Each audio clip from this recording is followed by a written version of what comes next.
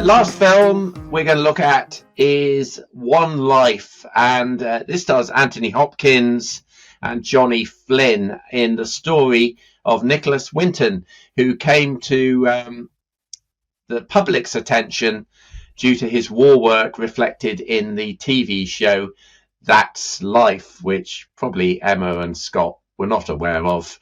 But Andy and I are creaky enough that we can remember Esther Ranson and, of course, Cyril Fletcher. And the dog driving the car. Dogs eating sausages and driving cars. Yeah. All sorts of nonsense. Here's a clip from it. Now, an extraordinary story about a young man who many years ago visited Prague. What he found there were thousands of refugees at the mercy of Hitler's imminent invasion. Do you ever think about the children and what happened to them? Yeah, so I'll kick off on this one. I mean, I actually remember this episode of That's Life because it made quite a stir at the time, and I think it was very well portrayed, indeed, the actual episode, and the lady who played Esther Ranson, I thought, I mean, it's very difficult to properly mimic that. Samantha Spiro, I thought she was very good, and the whole thing had the right kind of feel of a That's Life episode. And generally, I mean, it's got Anthony Hopkins in it, hasn't it? So, I mean, the acting is bound to be superb. I don't know which year this film falls into, whether it's a 2024 release as regards Oscars and awards attention. I assume it probably is, as opposed to 2023. But I thought both Anthony Hopkins and Johnny Flynn as well, who's come a long way from being Plaid Man in the Cineworld adverts. He's now really become a pretty solid leading man in a lot of really good major films.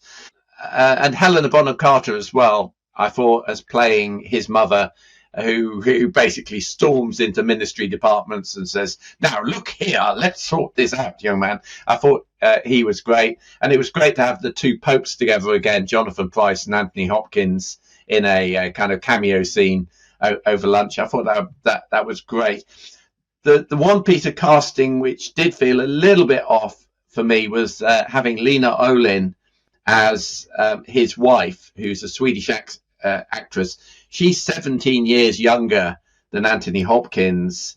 And when the film started, I thought, what is the relationship here? Is it father-daughter?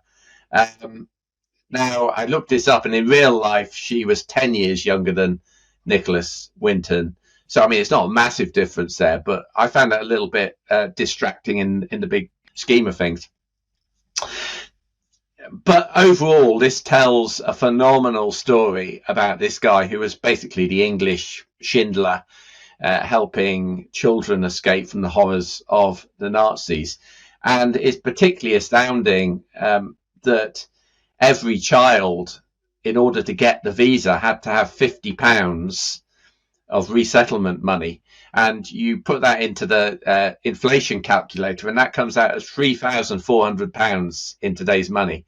You imagine going around saying, I want to save all these children in Gaza, say, we have to raise £3,400 for every one of them. And this was the days before social media, and you could do crowdsourcing and so on.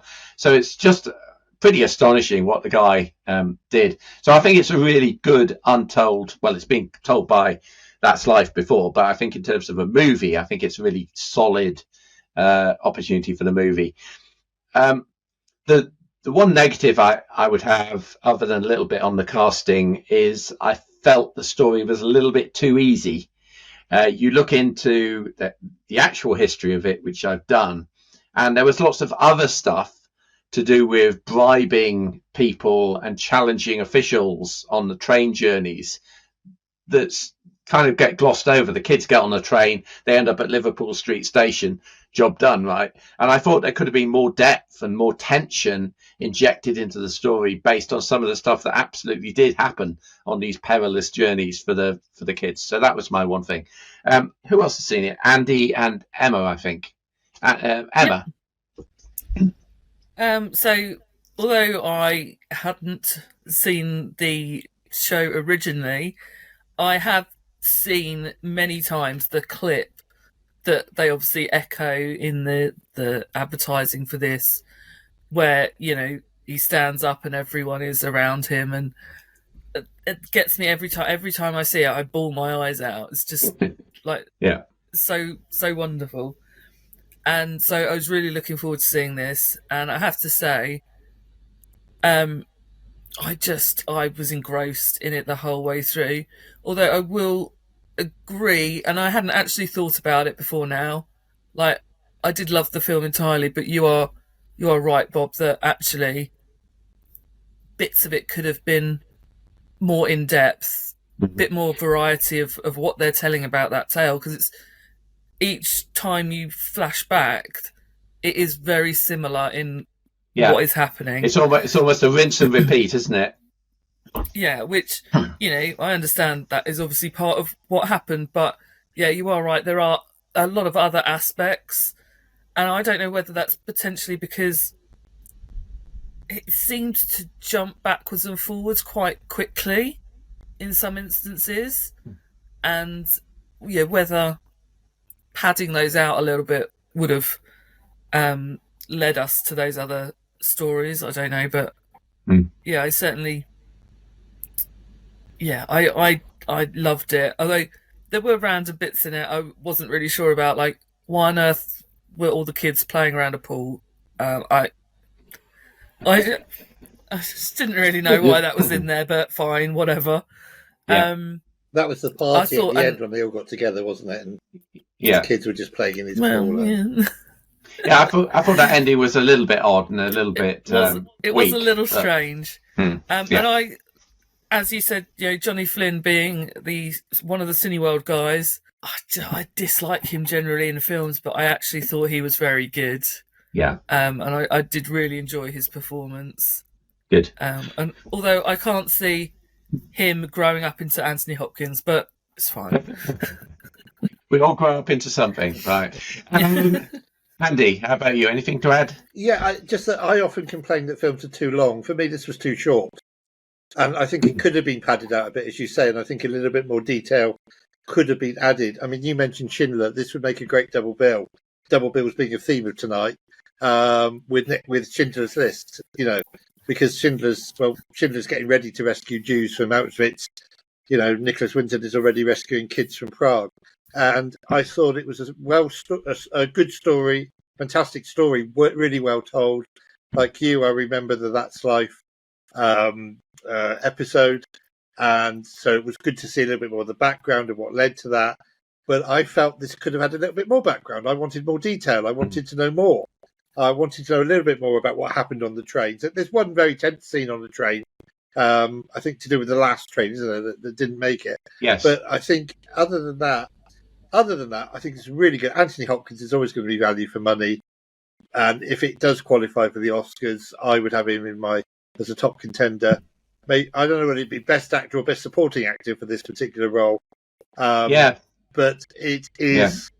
It's one of those important films. It's one of those films where everybody sits and cries at the end, and you stay for the end credits, and nobody moves, and you kind of walk out with hope in your heart. But also, you know, the tragic thought that this had to happen in the first place. I mean, you know, it was just obviously horrific. So I thought it was excellent. I really enjoyed it, and as I said, I think it make a great double bill with Schindler's List. Schindler's List being a longer film, this could have been a bit longer. Well, yeah, but you know, you get the full picture of what was kind of going on from all angles. Yes, indeed. You know, okay, all right. Score on the door, Andy. 9. 9 for you. I gave it an 8. Emma? I gave it a 9.